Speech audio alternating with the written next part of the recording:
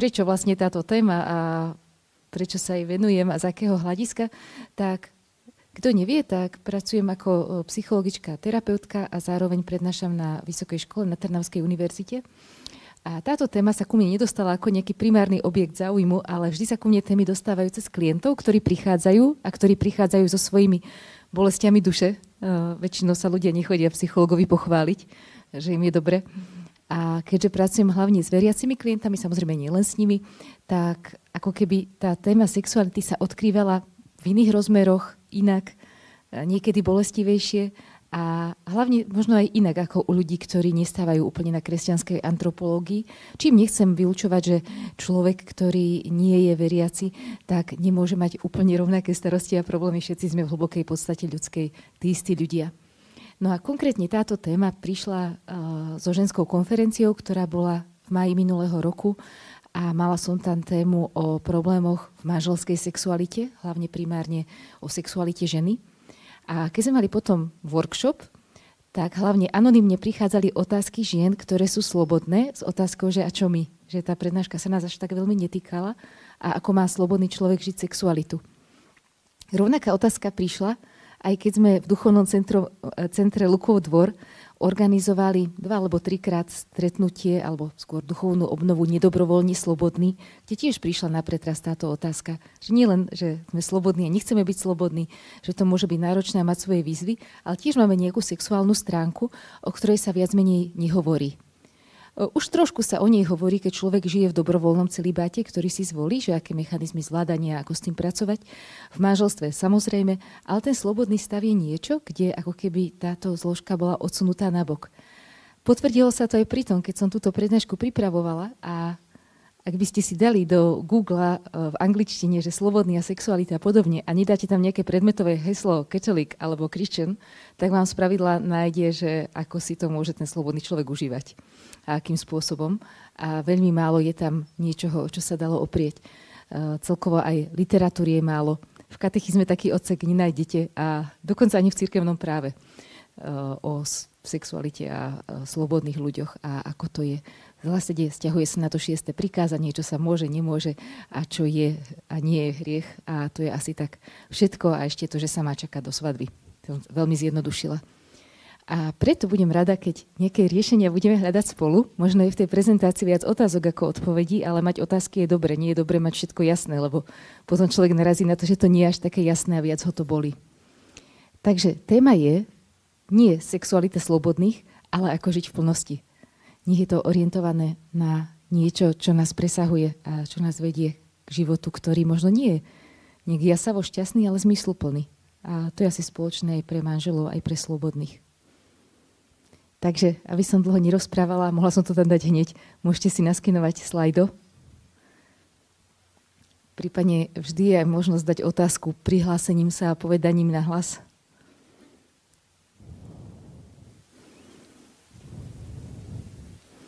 Tá časť na otázky by bola po tej prednáške, takže môžete aj priebežne písať, rozmýšľať, čo by ste sa chceli spýtať. Na konci, keď bude diskusia, tak tam asi znova vysvietím ten slajd, keby niekto mal nejaký technický problém. Pozerám ešte, aké mobily sú zdvihnuté, ešte zo pár ich je, tak počkáme.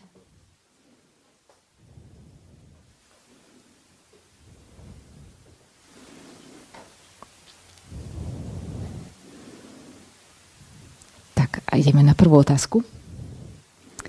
Je to, keď sa povie sexualita. A skúste sa zamyslieť, a nemusíte to vôbec hovoriť nahlas, aby ste neboli na nahrávke, alebo môžete. Čo vás napadne, keď sa povie sexualita? Nemusíte to hovoriť ani svojmu susedovi a nebudeme robiť také nepríjemné cvičenia, že teraz sa pozrite na suseda a hovorte. Ale povedzte si to v hlave, že čo vás napadne, keď sa povie sexualita?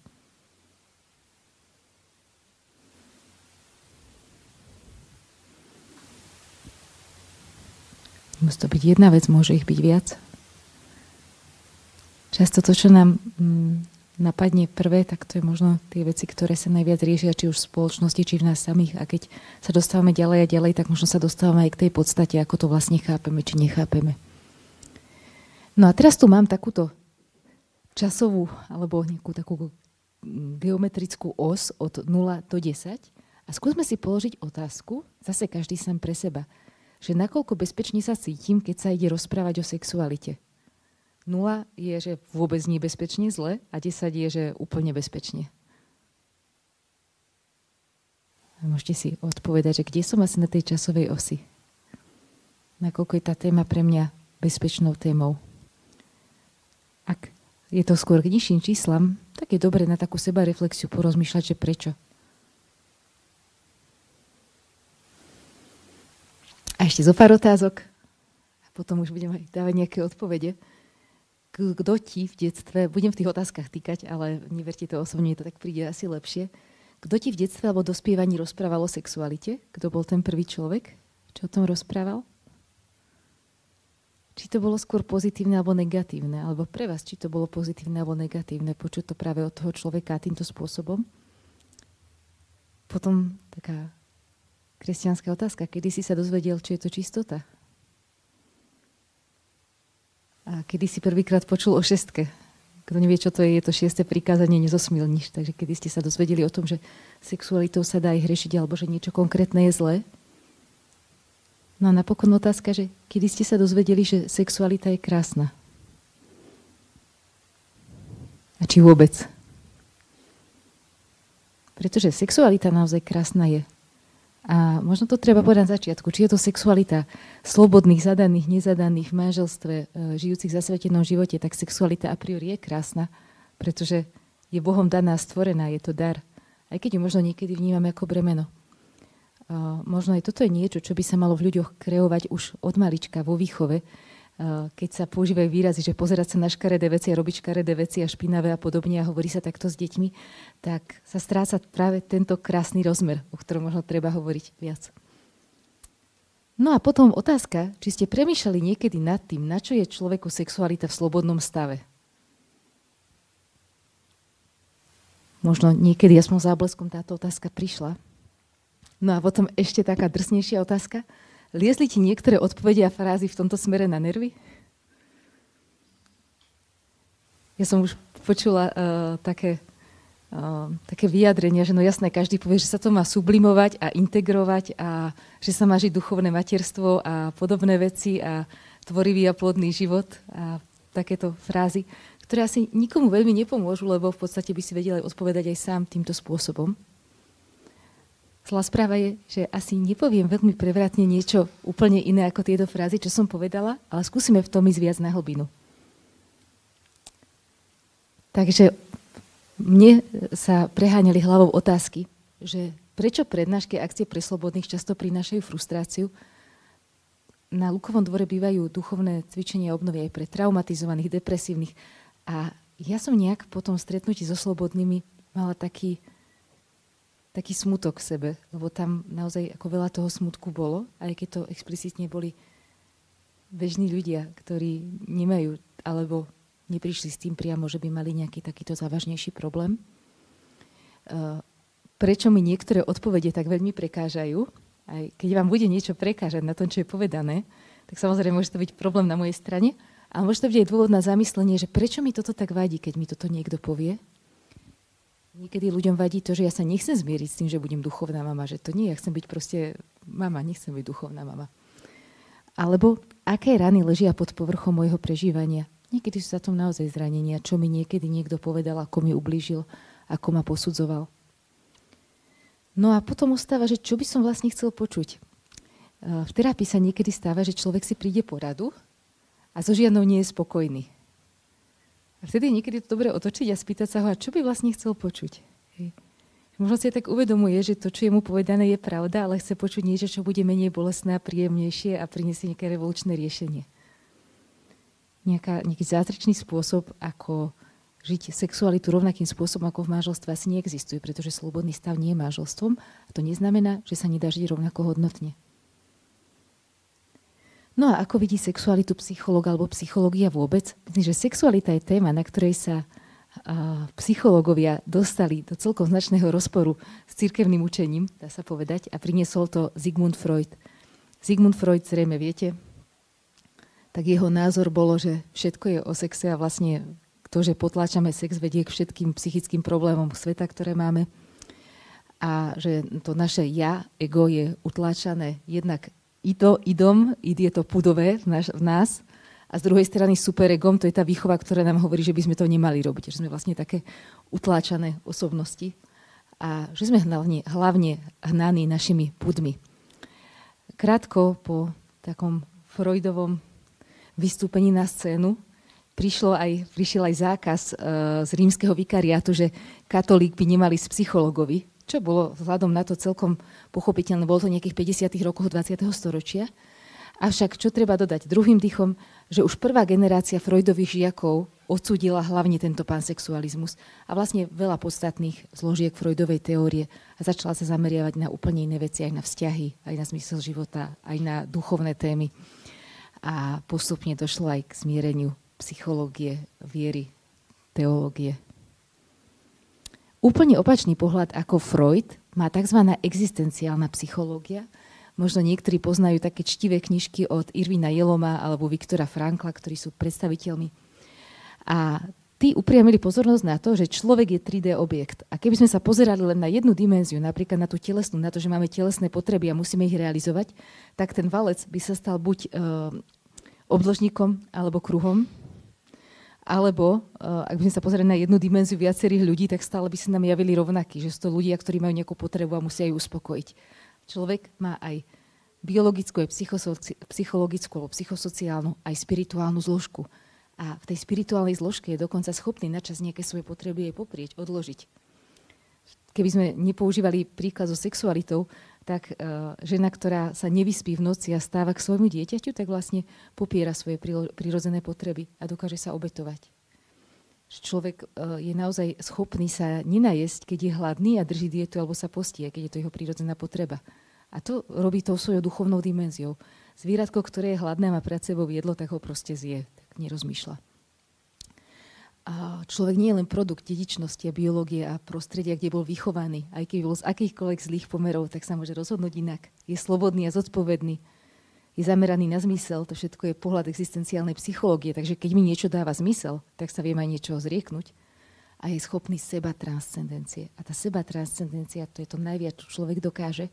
A to je niečo, čo často žijeme, keď sa snažíme o kresťanský život alebo život podľa hodnôt. Že zdávame sa nejakých prirodzených potrieb, často ľahkých riešení, často nejakej príjemnosti, lebo za tým vidíme ešte vyšší cieľ a možno ani nevidíme nejaké šťastie vo výhľade, čo by nám to prinieslo. Možno vidíme až to večné šťastie.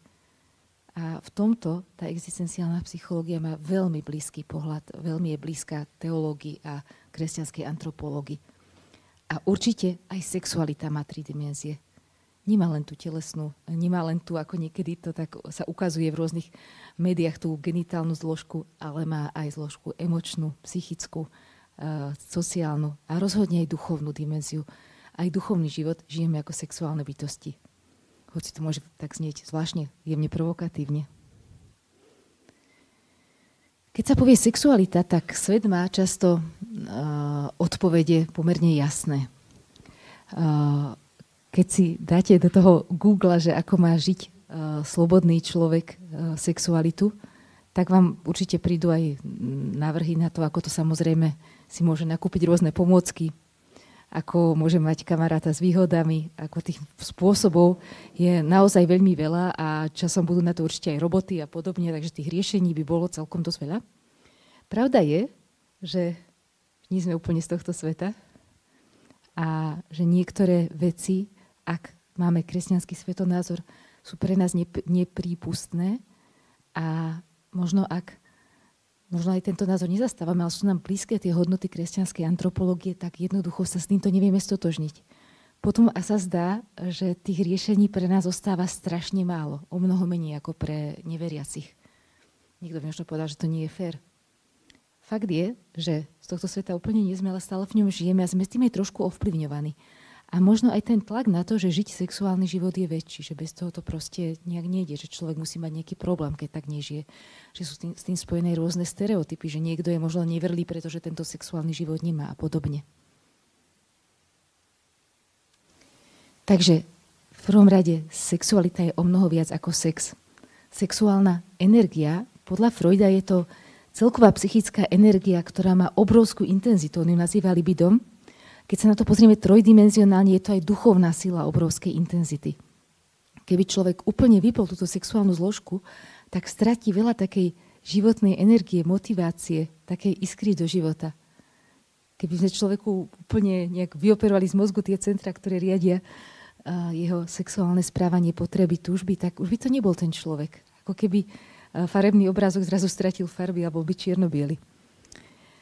A keď máme v sebe veľkú nahromadenú energiu, keď má nejaký systém obrovskú energiu, tak čo s ňou môže spraviť? Ona nezmizne. Môže ju potlačiť alebo sublimovať, premeniť na nejakú inú formu energie. Potlačenie je často niečo, čo si nás doženie. Spomínam si na človeka, ktorý mi rozprával, že on to všetko potlačil, že on to dokázal, že už nemá žiadne problémy v tejto oblasti, proste nemá sociálne siete, nestretáva sa s tým, proste nemá to, ale má strašne veľa telesných ťažkostí. Ako keby to veľké vypnutie sa, že nesmiem nič cítiť za žiadnych okolností, nič vnímať, nič v sebe vo mne sa nemôže ozvať, vedie často k tomu, že sme chladné bytosti.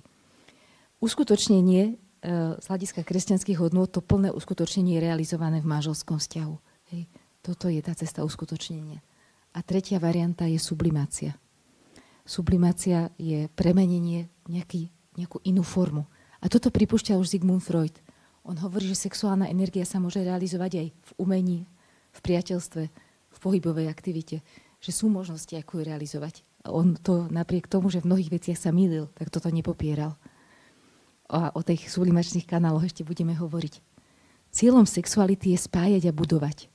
Budovať jednak biologické telo, jednak biologické telo vyslovene v zmysle reprodukcie alebo prokreácie, že výsledkom môže byť nový život.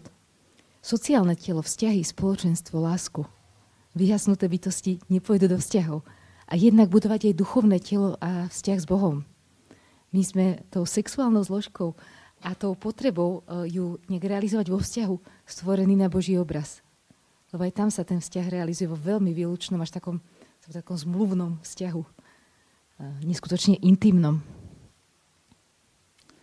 To slovo sexualita je viac vysvetlení, ale jedno z vysvetlení etymologických hovorí, že je z latinského secare, oddielovať, odseknúť. Prečo je to tak? Vysvetľuje sa to tak, že sme ako keby odseknutí, oddelení od tela matky, s ktorou sme boli úplne bytostne spojení. A tá matka bola voči nám niečím cudzím. Ab alio, od niečoho cudzieho sme oddelení a máme potrebu smerovať ad alium, k niečomu ďalšiemu, cudziemu, aby sme znova boli jedno. Že človek je nekompletný, nehotový a stále hľadá niečo, čo by ho ako istým spôsobom doplnilo, naplnilo. Toto nie je vedecká teória, je to jedno z etymologických vysvetlení, ale páčilo sa mi, tak som ho sem dala. A okrem toho je to obrovské mystérium. Aj preto sa nedá dať veľa odpovedí. Na mystérium niekedy musíme nazerať trošku aj s bázňou, že veľa vecí nepochopíme. No a napokon tu mám môj obľúbený výrok od Pátra Heglina. Kto bol niekedy na Lukovom dvore, tak pozná otca Jozefa Heglina, ktorý na ňom dlhé roky pôsobil a teda mal aj solidné také pastorálno-psychologické vzdelanie a venoval sa mnohým otázkam sexuality. A v jednej zo svojich takých brožúriek, ktorá sa dá aj na internete nájsť a fyzicky zohnať na Lukovom dvore, píše, že sexualita je energia, ktorá nás vedie k tomu, aby sme prekonali svoju osamelosť a nekompletnosť a hľadali jednotu s tým, čo nás presahuje. Toto samo o sebe je pre mňa také silné, že už by to ani prednášku nepotrebovalo.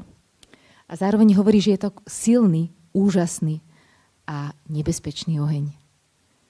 Takže sexualita môže naozaj aj za mnohé zlé veci, hej, keď človek neovládne sexualitu, tak z toho môže byť sexuálne násilie, tak z toho môžu byť mnohé neresti.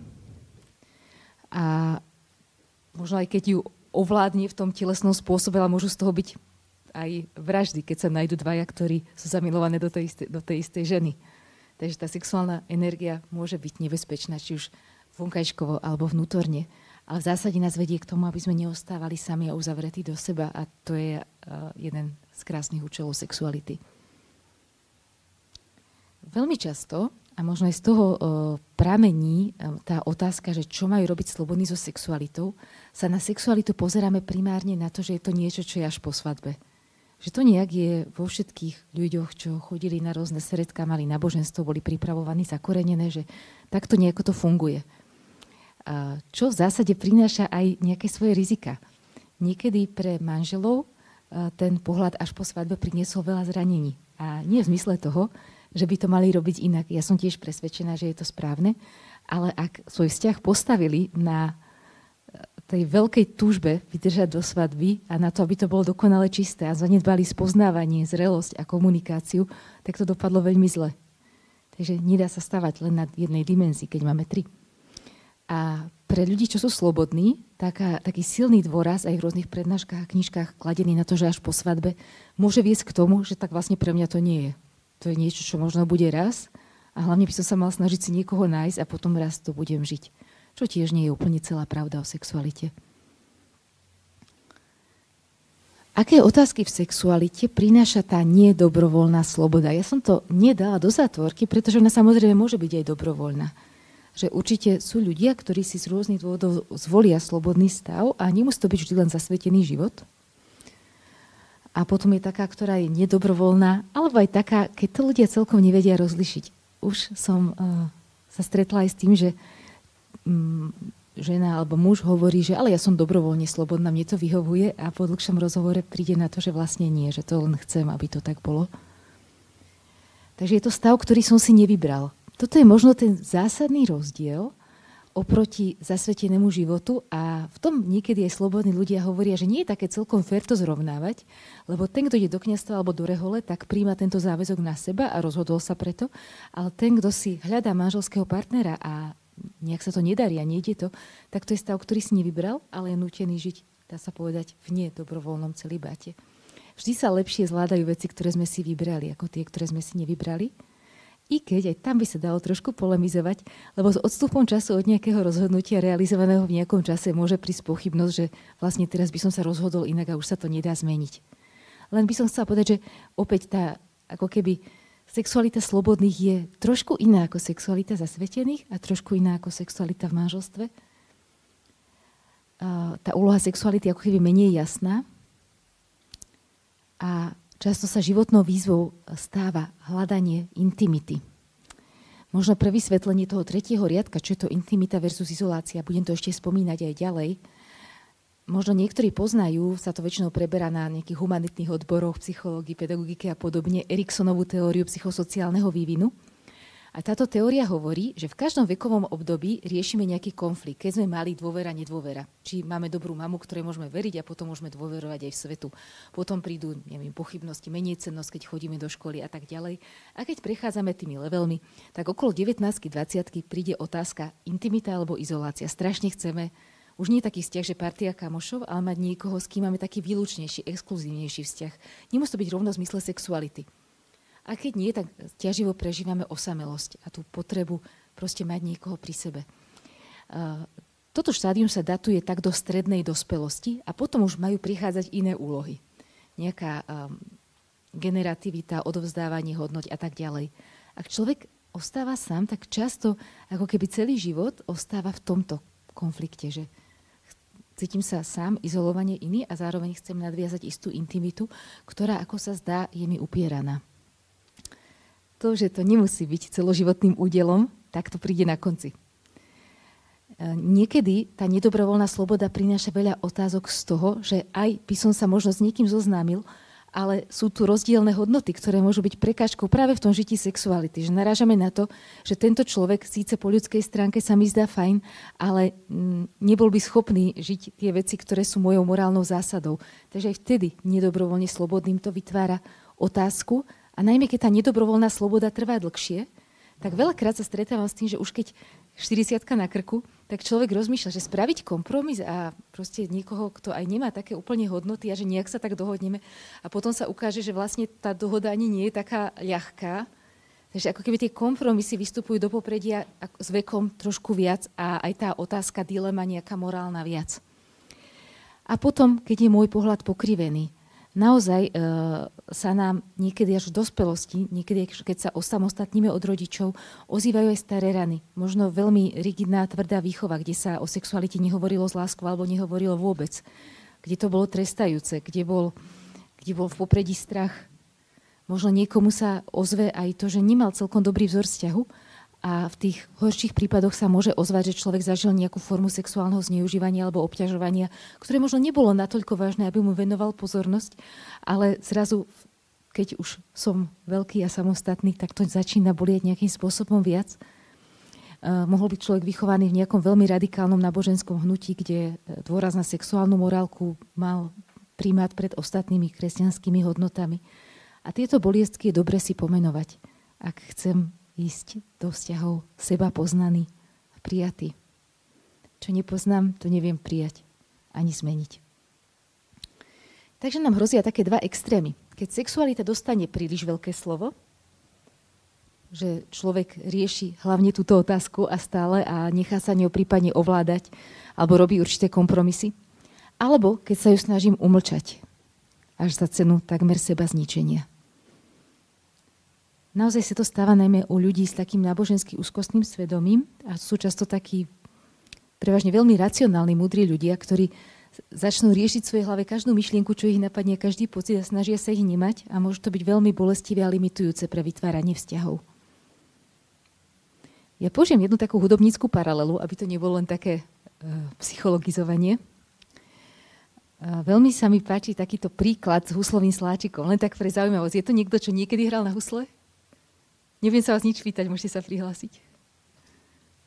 Nikto. Dobre. Ja som vyrastala doma s 2 huslistami, takže niečo o tých husliach viem.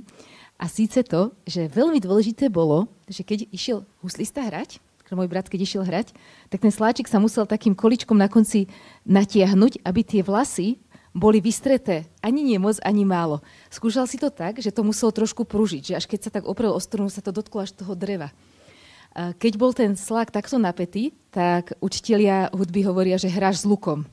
Vtedy je to strašne škaredý zvuk. A môžu sa tie vlasy potrhať. Tak je to aj so sexualitou. Keď tlačím len na to, aby som niekde nešlapol vedľa, nič nepomyslel, nepocitil, tak som tak tvrdý, že nakoniec sa mi to všetko môže potrhať a bude to veľmi bolieť a nikdy z toho nebude pekná vzťahová hudba. Keď si to neutiahne vôbec, tak bude hrať tým drevom a môže zničiť aj husle. Môže ublížiť niekomu druhému. Keď som príliš voľný aj v tej morálke, keď si dovolím všetko, čo by som chcel a keď už rezignujem na všetky zásady, tak to tiež môže byť zničujúce pre niekoho iného aj pre mňa. Keď je to primerane napäté, tak je z toho krásna hudba. Že aj trošku voľnosti, aj trošku pravidiel. Takže keď je to voľné, hrozí strata kontroly a že budem používať rôzne obranné mechanizmy, až to praskne možno na nejakom inom mieste. A taká tvrdosť, vyschnutosť. Myslím, že toto je tiež výraz Pátra Heglina, že človek bez sexuality by bol tvrdou, vyschnutou bytosťou. A to asi tiež nechceme. Ktorému chýba nežnosť a ľudskosť. Ľudia, ktorí majú živú sexualitu a možno si s ňou aj zabojujú, sú často veľmi ľudskí ľudia. A to je možno niečo, za čo stojí proste bojovať. No a ako by to malo byť po správnosti, keď ani veľa, ani moc? Dnešný svetec, tak to dobre sadlo, svätý Tomáš Akvinský hovorí, že in medio stat virtus, že v strede je čnosť. To sa môže stať tiež trošku rizikovým, keď hľadám presné pravidlá, ako to má byť, keď sa mladí pýtajú, že čo ešte môžem a čo ešte nemôžem. A najlepšie, keby to bolo napísané a keby bolo určené, že presne, že aká vzdialenosť medzi dvoma môže byť a kedy a ako a čo a presne a koľko sekúnd. To vám nikto nepovie väčšinou. A keď áno, tak to asi nebola dobrá knižka, keď si niekto prečítal také prísne pravidlá.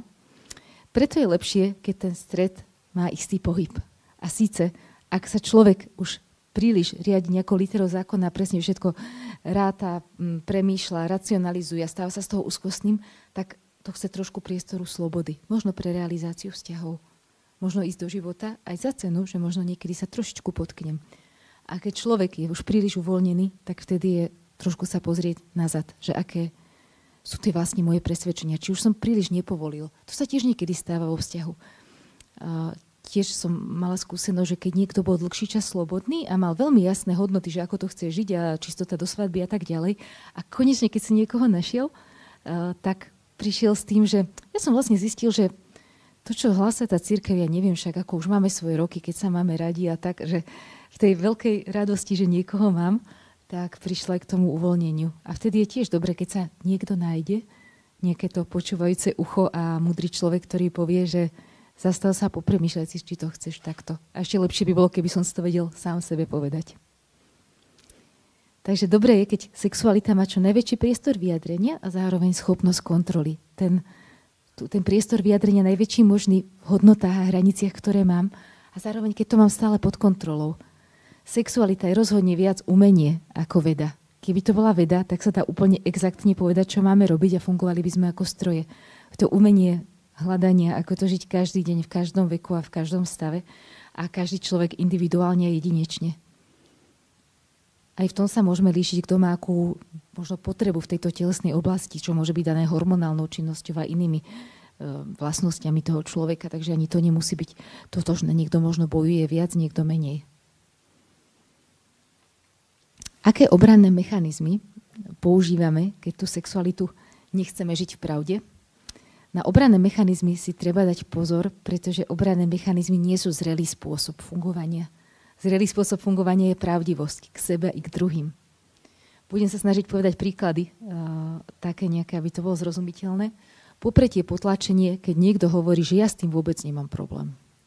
Že ja naozaj už som to zvládol dávno a pritom ten človek možno má psychosomatické problémy, možno je nevrlý, možno má emočné problémy. Úplne rovnako funguje potláčanie hnevu, že ja sa nehnevam a nikdy som sa nehneval.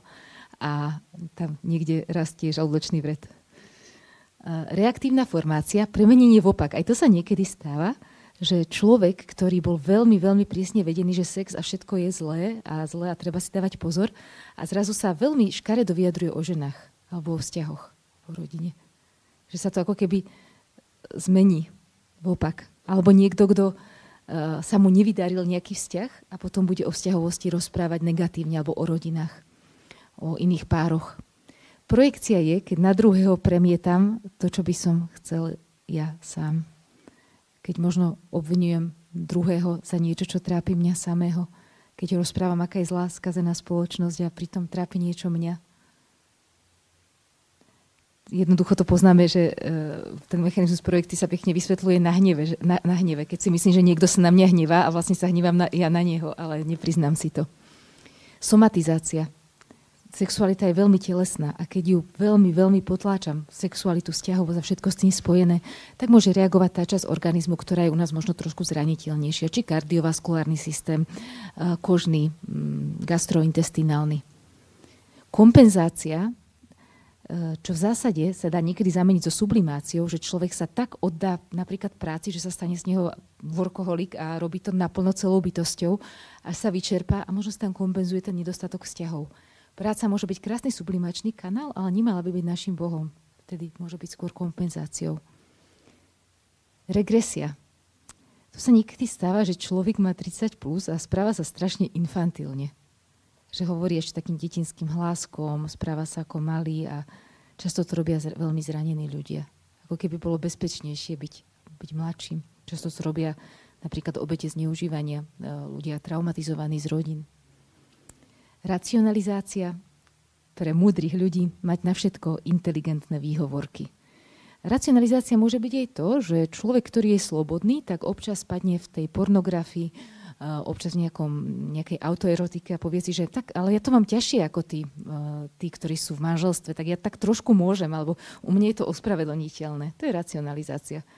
Hľadať takú menej či viac inteligentnú výhovorku. Intelektualizácia, že o tom diskutujem, filozofujem, podkladám to rôznymi citátmi a pritom vlastne si nepriznám, že by som mal ísť trošku k sebe, že možno aj mňa samého to trápi. No a spiritualizácia, a k tomu dám príliš veľa zbožných nálepiek. Aj manželská sexualita, aj tá individuálna sa dá veľmi zospiritualizovať. Keď si budem hovoriť, že tie pokušenia sú od diabla a musím ich vymodliť, aby som ich nemal a takmer ako keby som sa už modlil za to, aby žiadna sexualita vo mne nebola, keď to teraz veľmi preháňam. Nie každá sexuálna myšlienka alebo pocit je prejavom toho, že teraz vo mne pôsobí diabol. Možno je to telo, ktoré mi dal Boh, ktoré sa takýmto spôsobom ozýva. K spiritualizácii, k takým spirituálnym riešeniam a možno nejakým slabinám sa dostaneme. To izácia sa používa, keď je to negatívne. Slovo spirituálny je A spiritualita je skôr slovo s pozitívnym konotátom. Rovnako môže byť psychologizácia, keď niečo príliš zopsychologizujem a riešim to len psychologickými prostriedkami. Aj biologizácia, keď sa na to pozerám ako Freud, že mám takú prírodzenosť a musím všetko robiť podľa tela. Nie je dobre preceniť ani jednu dimenziu. No a tá, o ktorej sa hovorí ako o tej jedinej adaptívnej, ktorá človeku neškodí, je sublimácia. A síce presmerovanie sexuálnej energie inám. Vieme, čo je z toho chemického alebo fyzikálneho hľadiska sublimácia, zrejme. A že keď niečo ako keby preskočí o jedno skupenstvo a ide do úplne iného skupenstva. A tá tvorivá činnosť môže byť umenie, služba, vzťahy. Svojím spôsobom toto presmerovanie nám môže zabezpečiť aj to, že časom bude tá sexualita realizovaná párovým spôsobom. Pretože keď som uzatvorený v sebe, tak nie som otvorený ani pre vzťahovosť. Takže sublimácia sexuálnej energie je možná a je možná v mnohom v kreativite, pretože sexualita je prokreatívna, tvorí nový život. A keď tvoríme nový život, tak žijeme aj našu sexuálnu zložku. Môže to byť akákoľvek forma umenia, akákoľvek forma vychádzania v ústrety druhým. Často sa ako také populárne riešenie používa šport. Že keď človek bojuje so sexualitou alebo hreší v tej oblasti, mal by začať športovať a bude to dobré. Tam by som povedala, že áno, ale.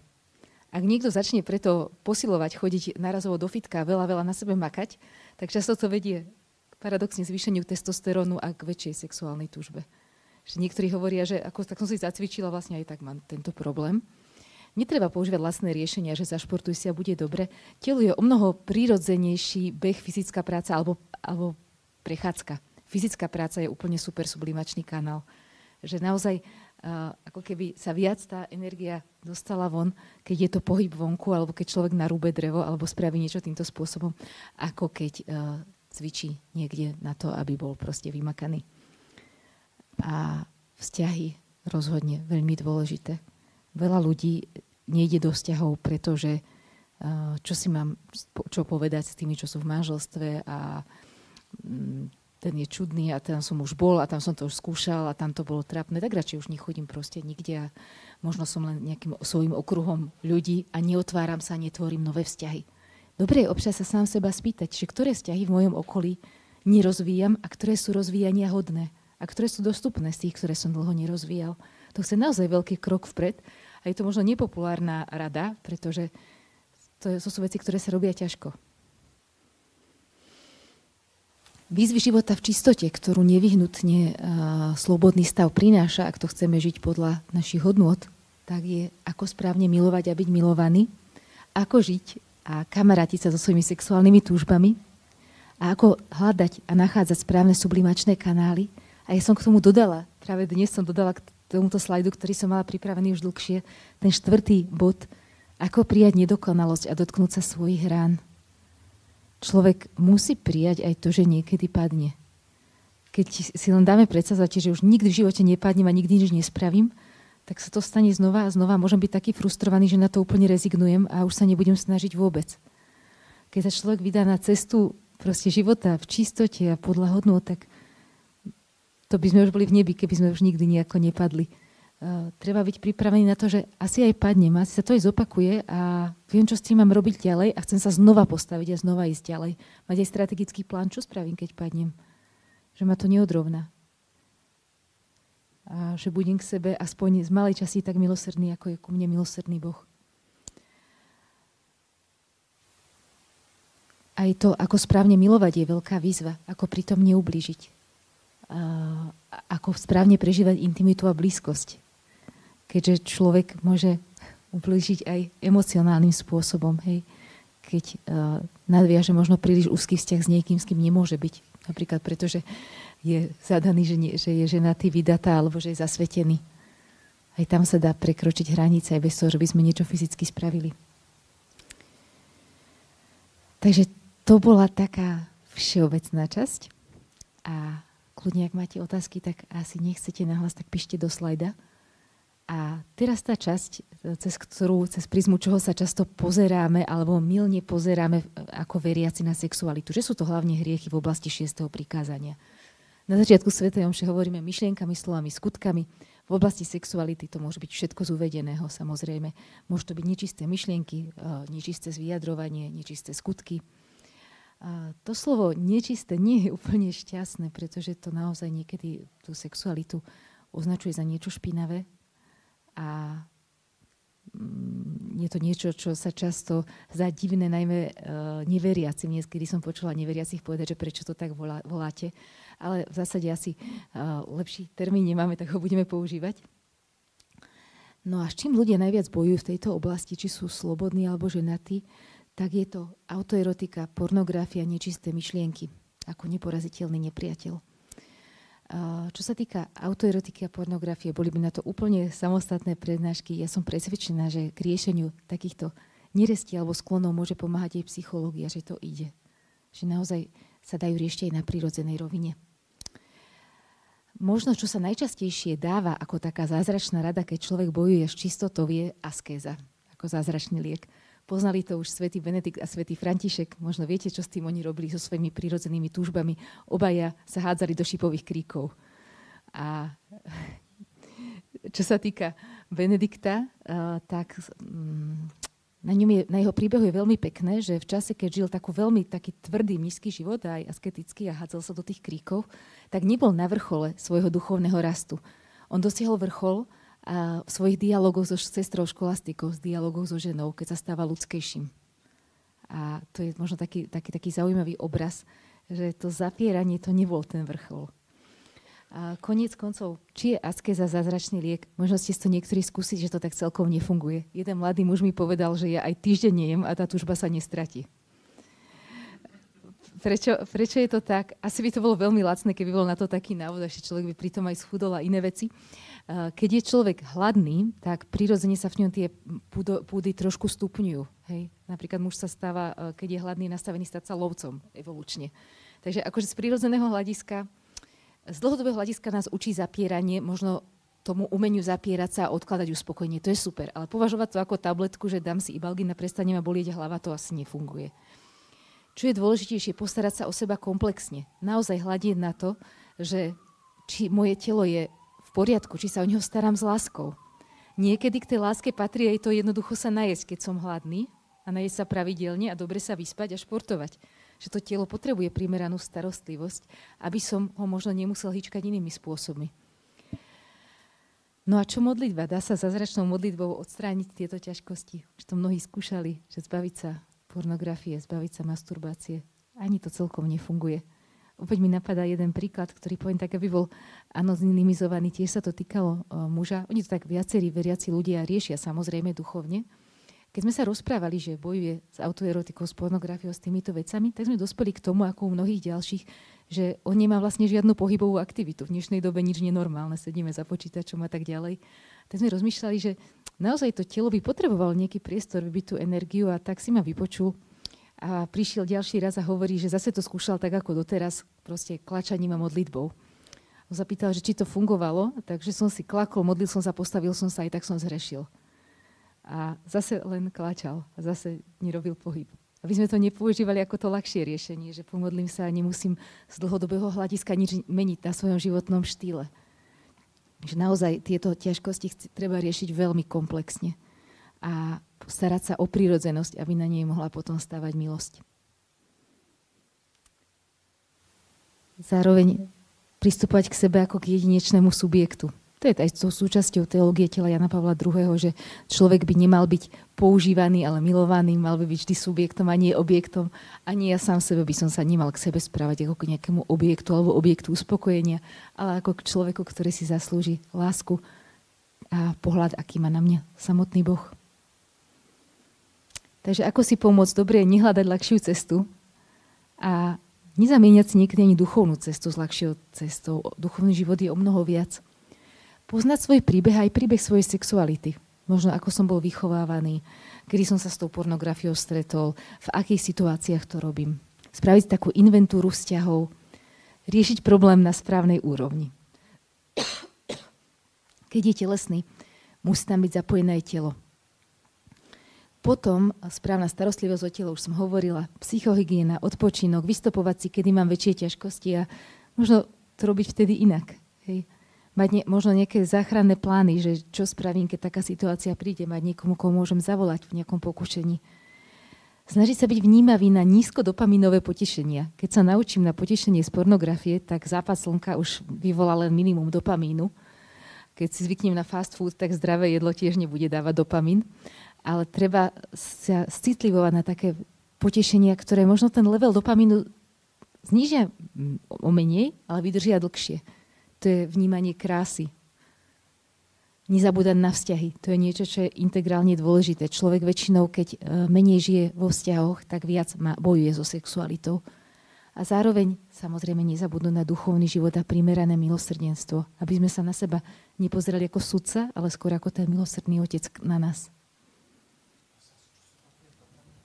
Dopaminové.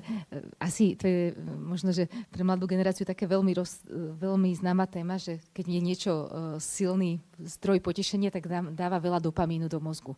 Ak je to cigareta, alkohol, tak taký kopček spraví v našom mozgu neurotransmiter dopamín. Ak je to sexualita, tak spraví taký vysoký nárast ako pri kokaine a metamfetamíne. Takže oveľa viac ako čokoľvek iné. A ak je to len, že sa s niekým pekne porozprávam, tak taký malinký kopček. Hej. Takže to je v podstate veľmi málo. Ale ak dlho fungujem na tých malinkých radostiach, tak mi stačia. Ak sa naučím na niečo nezdravé, tak už to len tak nejde. Všetci, čo ste mali akúkoľvek závislosť, či cigareta alebo čokoláda, to poznáte asi. Že keď človek, a dopamín mi zároveň hovorí môjmu mozgu, že je to super, chci ešte viac. Že keď človek si dá kúsok z tej čokolády a majú pred sebou, tak asi si dá ďalšiu. Keď si človek dá ružičku brokolice a ostane mu pred sebou, tak úplne to pokušenie také veľké nie je. Všeobecne zdravé jedlá nie sú veľmi dopaminergné. Nezdravé sú viac. A fast food má takú zvláštnu zložku, že ešte viac. Čím je niečo umelé, tak tým viac to dáva dopamínu aj nám, aj zvieratkám. Keď myši ukázali umelú samičku, myšiakovi, tak za ňou išiel oveľa rýchlejšie ako za živou. My máme strašne oklamateľný mozog. Nemám tu ten obrázok, ale v jednej prednáške pre rodičov som tu mala, že dieťa a má voľbu medzi brokolicou a mekáčom. Že úplne prirodzene za čím pôjde. Hej. Že to sme veľmi ako keby náchylní na nezdravé pokušenia. A len naša slobodná vôľa nás vedie k tomu, že to nemusíme robiť. No a keď sú nepriateľom myšlienky a emócie, tak je to nerovný boj. Skúšali ste už niekedy bojovať s myšlienkou, že nechcem na to myslieť? Nemusela byť vôbec sexuálna. Keď ste sa niečoho báli, aj nebudem myslieť na to, že sa bojím. To sa proste nedá. Alebo večer idete spať a čaká vás niečo ťažké na ďalší deň a že si rozkážem, že nesmiem na to myslieť, tak o to viac budem myslieť. Takže ten boj je nerovný. A prečo tam je boj s bielým medveďom? To nie je nejaké okienko zoológie. Američania robili taký pokus, kde dvom skupinám ľudí dali rozličnú inštrukciu. Jedna skupina dostala inštrukciu, že verbalizujte, hovorte nahlas všetko, čo vám príde na mysel a môžete myslieť na čokoľvek, len v žiadnom prípade nemyslíte na bieleho medveďa. A druhej polovičke povedali, že hovorte čokoľvek, čo vás napadne a môžete myslieť na čokoľvek spokojne na bieleho medveďa. Ktorí na ňo mysleli viac? Prvý, tí, čo mali zakázaného. Takže s myšlienkami bojovať tak, že nechcem myslieť, to nie. A že s pocitom, keď má nejaký pocit, napríklad aj sexuálny, a budem sa snažiť to necítiť, tak bude cítiť ešte viac. Bo sa bude fokusovať na nejakú oblasť svojho tela a bude cítiť ešte viac. Čiže potom sa do toho často zamotajú škrupulanti, ktorých mozog vytvára otázky what if. Čo ak som niečo pocitil, čo ak som si myslel, čo ak mám ísť znova na spoveď a čo ak. A zamotáme sa do toho. Čo veľmi dobre pomáha, je nezúčastnené sledovanie, možno so zaujatím správneho postoja, že aha, mám znova takúto myšlienku. Aha, toto je pocit. Páter Hegelin používal taký príklad, že zavolá ten myšlienku alebo pocit do miestnosti, usadiť ich, vypočuť a láskavo vyprevadiť von. Ale nehovorí, že si nesmie mať. Nikomu pomáha, že predstavovať si, že tie myšlienky sú autá, ktoré idú okolo mňa po ceste, alebo oblaky, ktoré sú na oblohe. Že oni sú tu naozaj, ako sú reálne. Ich nemôžem poprieť. Možno keď niečo pocítim po telesnej stránke, tak poďakovať Bohu za svoje telo, ktoré je stále živé. A to vôbec, možno niekto má strach, že to budem živiť, ale stane sa pravý opak. Hej. Vtedy, ako prišlo, tak odíde. A s týmto bojujú ľudia, ktorí si to úmyselne nevyvolávajú, proste to príde a považujú to za problém. Často to vytvára aj problém vo vzťahoch. Keď sa stretnú dvaja takí úzkostní na prvom rande, tak sa často dohodnú, že toto nebude fungovať. Pretože obaja sa boja, aby náhodou niečo neprekročili, nejakú hranicu až natoľko a nepocítili, že nakoniec sa rozhodnú radšej pre život v samote. A to je veľmi smutné. Vzdať sa vzťahov, preto aby som bol dokonale čistý. A často je to len dezinterpretácia dokonalej čistoty. Nemyslieť a necítiť znamená nebyť. Hej, keby sme vypli svoje telo. Takže mám tu aj to, že pozvať myšlienky na návštevu a byť vďačný za dar svojej telesnosti, ktorá je darom. No a čo robiť, ak chceme žiť v plnosti, aby sme už prišli na to riešenie? Poznať najskôr sám seba. To je neskutočne dôležité. Dokonca cirkevní otcovia hovoria, že ak chceme poznať Boha, mali by sme najskôr poznať samého seba. O čo viac by sme to mali poznať, keď chceme žiť v plnosti sexualitu. A to je naozaj celoživotný proces. Terezia z Avily hovorí, že ani keď vystúpime do najvyššieho neba, nemali by sme prestať so seba poznávaním. A poznať aj to, na čo sa bojím pozrieť. Možno, prečo je u mňa sexualita problém? Čo sa mi ozýva, keď som sám? Čoho sa najviac bojím? Čo bolo zranené v mojom detstve, v dospievaní, životnom príbehu? Kedy boli moji vzťahy zranené?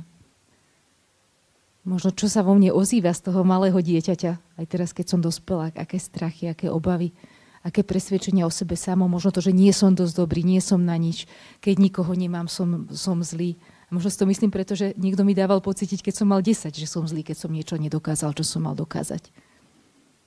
Takže upratať si vo svojom vnútri vždy má zmysel. No a teraz taká malá vsúvočka. Ste tu aj ženy, aj muži. Som rozmýšľala, že keď tu budú ženy, tak jeden slajd preskočím, čo som spravila.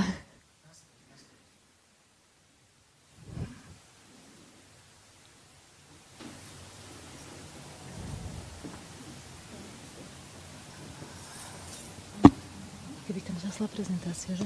Počkaj. Tačko nejde.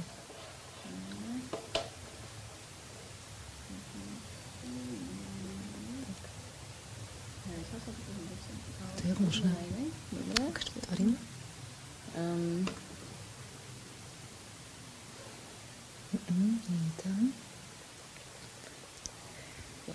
Môžete písať otázky zatiaľ.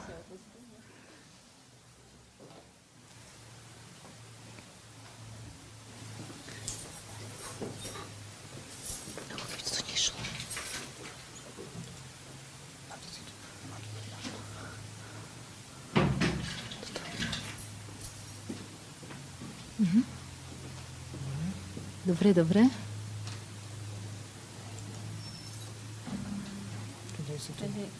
Žena. Ale vyzerá, keby sme mali rozšírenú obrazovku. Takto. Aha, dobre. A to je taký škrupulantský počítač, nezniesol pohľad na ženu. Takže... A je to dobre. Takže sexualita ženy je o niečo komplexnejšia, hlavne preto, že z biologického hľadiska napríklad ľavá, pravá hemisféra sú posieťované, emóciou s ráciom poprepájané. A my ženy to poznáme v bežnom živote, že každá naša myšlienka je často veľmi podfarbená emočne a prežívanie bežných dní. Je komplexná, nedá sa realizovať len v sexuálnom akte. Naozaj je toho viac, po čom žena túži. Je viazaná na vzťah. Je cyklická, podmienená hormónmi. Preto ženy, ktoré žijú v manželstve, často bojujú s tým, že keď najviac túžia, vtedy sa možno rozhodnú abstinovať, pretože nechcú mať práve ďalšie dieťatko. Je emočne podfarbená, že naozaj, ak sa realizuje vo vzťahu, kde nie je láska, vzájomná pozornosť a blízkosť, tak môže byť veľmi náročná. A ženská sexualita je ako keby trošku citlivejšia na morálne a náboženské normy. Že keď to tá žena od detstva počúvala, tak to má hlbšie zakorenené a môže sa viac báť toho, že to prekročí. A môže to mať potom aj vzťah k tomu, či vôbec funguje po tej sexuálnej stránke, alebo niečo tam nie sú nejaké sexuálne dysfunkcie. To by bola samostatná téma, samozrejme. Možno taká zaujímavosť, že keď hľadáte opäť sekulárne články o nejakom rozdiele medzi mužmi a ženami v sexualite, tak väčšinou sa snaží nájsť dôkazy, prečo sú úplne rovnakí muž a žena. Je tam množstvo dôkazov. V niečom je to dobré, lebo vyvracajú mýty. Istú dobu sa šíril taký mýtus, že muž myslí na sex každých 7 sekúnd. A jeden Američan na to spravil výskum a na tej svojej vzorke zistil, že nie, že iba 15 krát za deň. Čo mi sa tiež zdá celkom dosť. A už jen to bola asi štvrtina v tom americkom výskume. Tak predsa na nejaký rozdiel prišli, ale to bola možno taká jemne vtipná odbočka. Mužská sexualita určite je riadená vo veľkej časti testosterónom. A testosterón je, je teda hormón, ktorý u mužov viac vzbudzuje sexuálnu túžbu. Isto to súvisí aj s nejakými evolučnými vecami a že muž vlastne môže mať deti v podstate biologicky a neobmedzený počet, kým žena nie. A je to tak nejak nastavené už aj v tej živočíšnej ríši a nejakú tú prírodzenosť máme aj v sebe. Zároveň muži, ktorí majú všeobecne trošku vyšší testosterón, niektorí majú trošku nižší, tak sa môžu líšiť tej miere pokušení, ktoré majú túžby. Výkon a sebahodnota. Často, keď nejde v sexualite výkon, tak to veľmi ide na sebahodnotu muža. Keď je odmietnutý, tak podobne. Na druhú stranu by som sa snažila vyvarovať toho, že je taká jednoduchá, ako sa to niekedy na vtipných obrázkoch vykresluje. Aj mužová sexualita potrebuje emočnú zložku, a možno o mnoho viac, než boli chlapci učení v detstve, ktorí nemali plakať. Že aj muž potrebuje dobrý vzťah a možno to treba pripomínať a tie mýty rúcať. Takže na mýtoch je niekedy aj kus pravdy a niektoré by sme mali trošku zmeniť, aspoň v svojej hlave. Takže emócie sú dôležité aj u muža. Možno tá väčšia živosť nejakého sexuálneho púdu daná hormonálne spôsobuje také väčšie trápenie sa v oblasti sexuálnej morálky. Na druhú stranu netreba hovoriť ani, že ženy v tejto oblasti problém nemajú. To býva tiež veľmi zraňujúce a potom ženy ťažko s tým problémom výjdu, pretože žena by nemala mať takéto problémy. Aj žena môže bojovať v oblasti čistoty a niekedy veľmi veľa a niekedy je to opäť veľmi prepletené s emóciami. No a dostávame sa do finále. Spomenula som tu intimitu a izoláciu. Takže ako sa dostať cez intimitu k plodnému životu? Po štádiu intimita-izolácia by v našom živote malo prísť podľa Eriksona, keď sme middle age, to je to druhé sprava, generativita. Generativita, že niečo tvorím, vytváram, odovzdávam, prichádzajú deti, starám sa o ne, vychovávam ich, v práci sa zveľaďujem nejaké hodnoty, niečo odovzdávam tomuto svetu, že už nielen ja sa vyvíjam, ale niečo odovzdávam. A tu by mal nastať ten posun, že intimita vyriešená a prichádza generativita.